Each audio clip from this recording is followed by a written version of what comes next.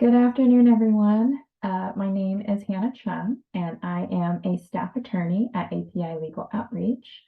And I am just so grateful for this opportunity to be able to talk with all of you about conservatorships. I do really want to apologize for not being able to do this presentation live, and I apologize. It has to be pre-recorded, but I sadly was called into jury duty this week, although unexpected. But either way, I am still grateful for this opportunity. So thank you for that chance.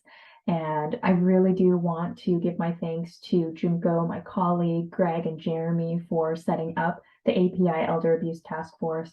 We're just really grateful to have this partnership with all of you and really, really grateful for the work you do. So thank you for that.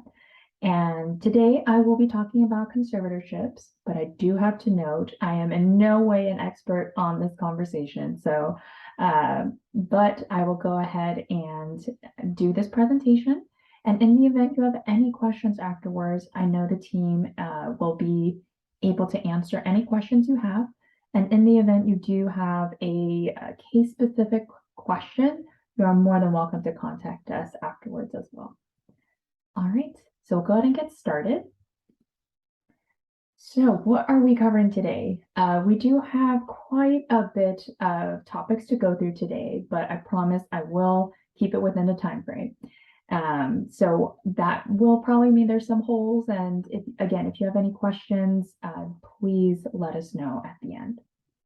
So what are the topics we're covering?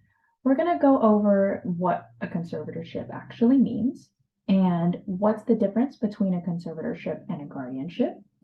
And we're also going to cover different kinds and types of conservatorships, who qualifies as a conservator, and also alternatives to conservatorships. Okay, so I do want to note that nothing in this presentation should be construed as legal advice. We are simply providing information. So please do not act on anything that you learn from this presentation, or let your clients or folks you know who might be interested in conservatorships. Please make sure to seek legal advice first or call our office. And if you do call our office, of course, we will go through that proper intake and see what we can do. All right, so what exactly is a conservatorship? So when people hear the word conservatorship nowadays, they think about a very famous case, Britney Spears. But most of our clients or folks that we work with or folks that we know are not as famous as her. So just a really quick, brief definition about a conservatorship. Really, it is a court-appointed person who then becomes responsible and takes care of another person if, big if here, the court deems that person unable to manage and take care of their own affairs. So what that would mean is their personal or financial affairs. So some legal terminology that we'll cover, and I will be using these terms from now on to refer to who is who. So the person that will become the caretaker and the one who is responsible for the personal or financial things that need to be taken care of is called the conservator. And the person who will be, who's the person that's going to be taken care of, is legally called the conservatee. So in the Britney Spears case, her father, Jamie Spears, was the conservator, while Britney Spears is the conservatee. So I hope that helps as far as terminology goes, and we'll be using conservator and conservatee for the rest of the presentation. All right, so what is the difference between a conservatorship and a guardianship? So the biggest difference that we have here, since we already covered a conservatorship, the definition at least, a guardianship is also a court appointment of an individual with legal authority to represent and manage the affairs of a minor child. So that's the difference here. A conservatorship would be used to protect an adult, while a guardianship is used to protect a minor child. So examples of when guardianships would be used is normally when you have an adult sibling who wants to take care of a minor sibling, or if you have a auntie, uncle who wants to take care of nephew, nieces, or even cousins. So usually it's between family members, but it can also be through friends. So if you have an adult friend who wants to take care of a minor child, or godparents, those are also common as well. All right, so now we're going to get into the different kinds and types of conservatorships. So one thing to keep note of, I'm actually going to start on the right side here. To be completely frank, it is a little bit difficult to do a conservatorship of the estate. It's exactly as tricky as it sounds. When you're managing a conservatee's property and finances, it can be very daunting depending on how many assets this person might have. And I write that it gets a bit sticky because the court appoints a investigator when you are filing to become a conservator with the court. It is very, very paper intensive at first. There's quite a bit of forms and I'll be using proposed conservator as they were not appointed by the court yet. And so when a proposed conservator is interested in becoming a conservator, they do need to file a lot of documents, get their proof ready, have social workers involved. So it is very, very paper heavy up front. And that also includes things with the estate. So it's kind of like getting your taxes ready, and you also have to include all of that information. And the court investigator takes a look at everything. And then also there are annuals or biannual reviews. So you have to make sure that everything is accurate. And keeping track of all of that can become very, very confusing, especially if you're dealing with your own finances as well. So we're going to get into a little bit once we go towards who qualifies as a conservator of things to think about. But as far as our office, we actually don't handle as many conservatorship of the estate cases. It could actually last for a really, really, really long time. And so trying to manage other people's finances for decades can be really, really stressful. So just food for thought of if you or anyone that you know is interested in getting conservatorship of the estate. But now I'm going to shift forward to the left side here, conservatorship of the person. This is usually more common in our line of work, and possibly with your line of work as our community partners here as well. So a conservatorship of the person usually involves taking care of the proposed conservatee and their basic needs. So what are basic needs? Just making sure that they are able to feed themselves, or if they're able to bathe themselves. Can they get dressed on their own? Can they get to their medical appointments? And if all of these don't really, if the proposed conservatee can't do these things, then that could be a check mark for a possibility of needing a conservatorship. But again, we'll talk about alternatives to conservatorships later. All right, so we have 3 different types of conservatorships that the court takes into consideration. So we're going to pretend that we filed all of that heavy paperwork up front. One thing that the court really, really takes very seriously, especially with conservatorships, they want to use whatever is the least restrictive means. And what that means is, so as we already covered, a proposed conservator is a court-appointed person that will then take care of another person. But it's not just taking care of them, it's essentially stripping the proposed conservatee's rights to make some decisions. And that's why the court, again, looks at the theme of the least restrictive means. And so we're kind of having it from the most restrictive from left to right here. So I'm going to start with general conservatorships.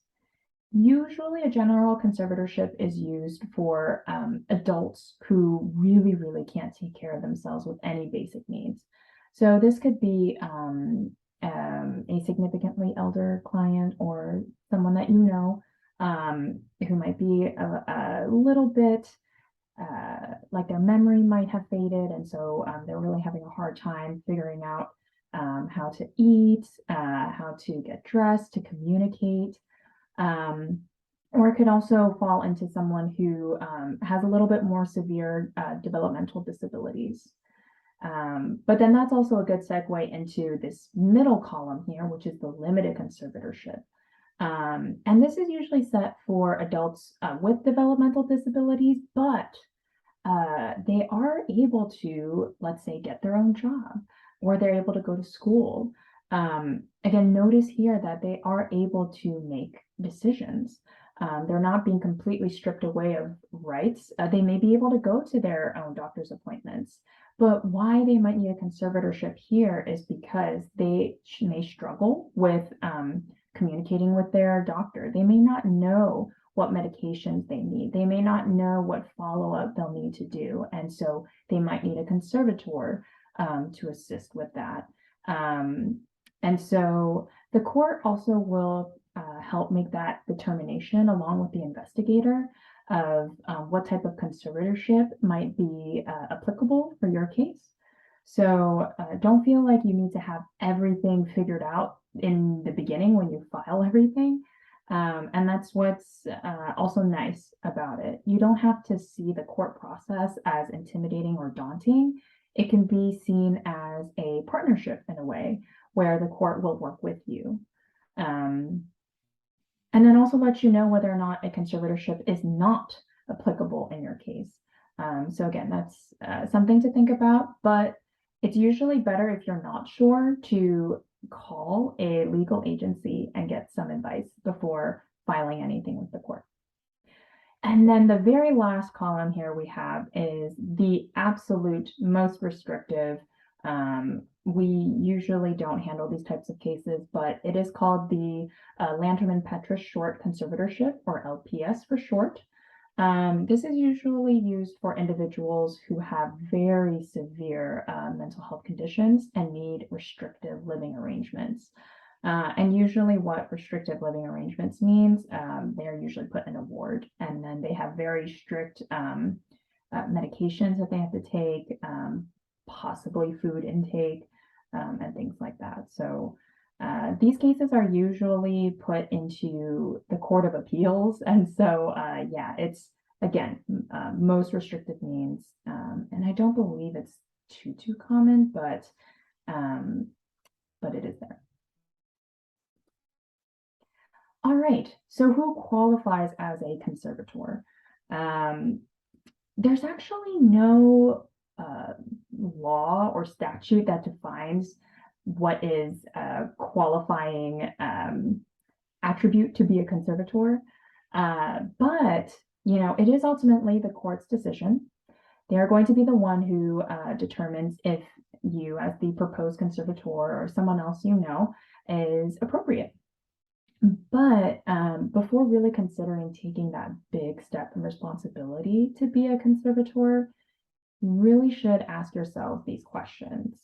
So the first question is, what effect will the conservatorship have on you and your family? So when I was talking about how intensive all the paperwork and filing it is in the beginning, one of the things that usually you have to do in a court procedure is you have to provide notice to any interested parties. And with that usually, especially with a conservatorship, involves familial relationships. And the court requires that the proposed conservator serve this conservatorship request to all second degree relatives. So that can be a lot. That can include siblings, grandparents, uncles, aunties. So again, that's a really big family dynamic to think about. And so that's the first question here. The second question is also a very, very important one. Do you even have enough time and resources to be a conservator?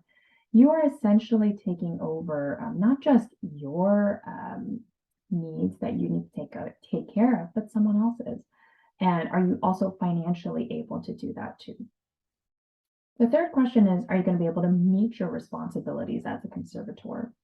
I made a list there on the bottom of other things to think about of what a conservator must do. And so again, that's a lot of responsibilities. And the court will also be asking you to, again, depending on the time and resources of the court, you may have to do a annual reporting every year to make sure that you are meeting your responsibilities as a conservator.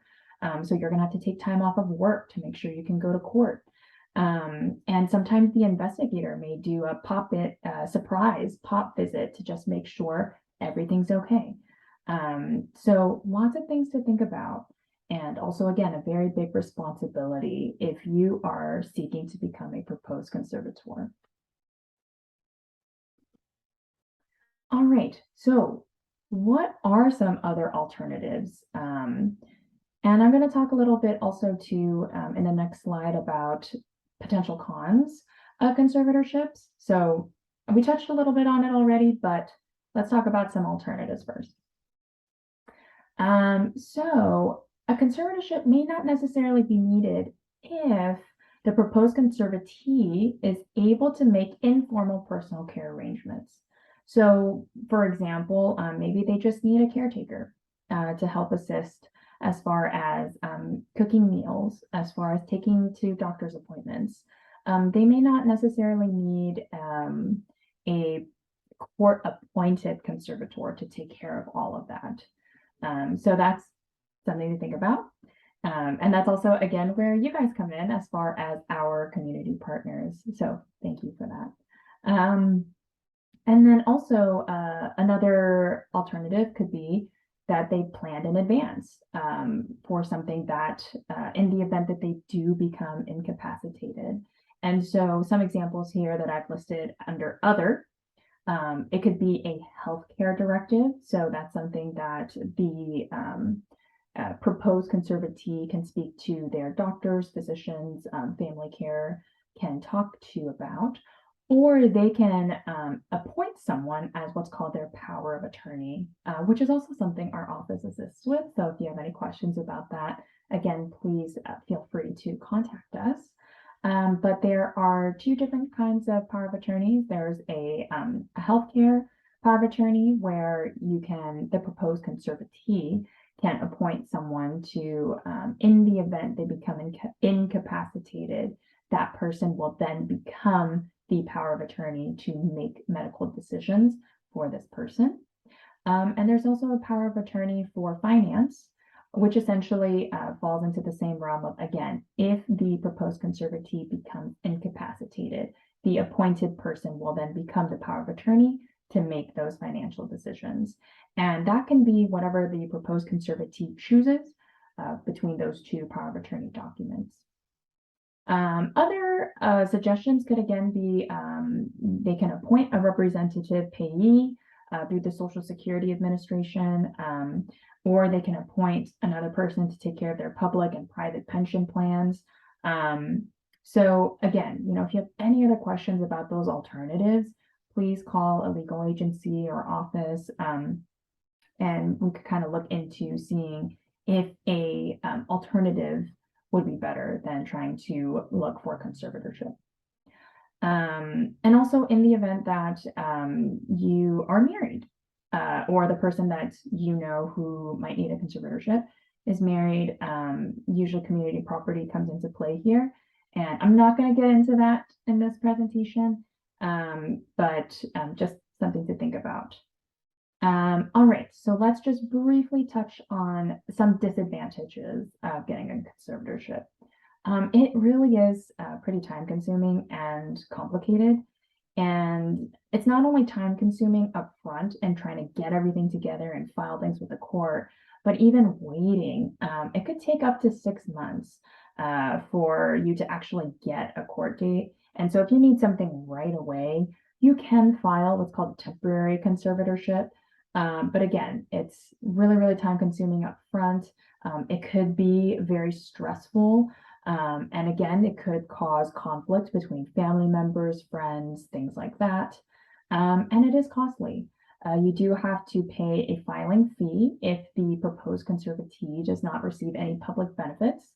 I don't have on the top of my head how much it costs, but there's a lot of paperwork that you need to file up front. And again, you also have to make sure you're available for the court dates. And then anything else that the court requires of you to provide documentation of. You also need to make sure you get medical records of the proposed conservatee. So there's just a lot of things to, again, consider, think about, and should definitely get some legal advice before moving forward to deciding if the conservatorship is actually the best course for you and also the proposed conservatee. So I know that was a lot.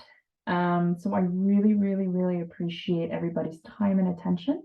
But if you do have any questions, please feel free to ask them. And again, you can also contact me as well. I believe the team can provide my contact information if need be. So thank you so much again. And here are some additional resources in the event you do want to get a little bit more information. You can call our office, of course. There's also a local court handbook, which is extremely helpful, especially for those looking to become a proposed conservator. And then also, of course, we know that 211 is a really, really excellent source as well. So that could be another avenue for additional assistance. So thank you so much again for your time and your help, and grateful for everybody here and for the work that you do. So keep it up, and I hope to actually be there in person next time. So have a great rest of your week and take care.